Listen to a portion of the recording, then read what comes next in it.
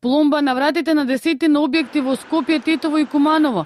МВР, УЈП и Државниот пазарен инспекторат во координирана акција во изминативе 3 дена извршија контроли во 53 објекти во Куманово, Струга, Радовиш, Скопје, Тетово, Липково.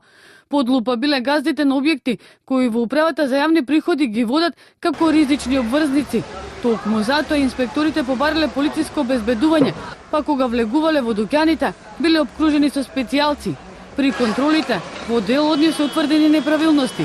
Од страна на управата за јавни приходи, од вкупно 53 даночни контроли, откриени се неправилности во 29 објекти. Значи, станува збор за неправилности во делот на регистрирање на готовинските плаќања, односно неиздавање на фискални сметки или неправилно водење на финансиската документација.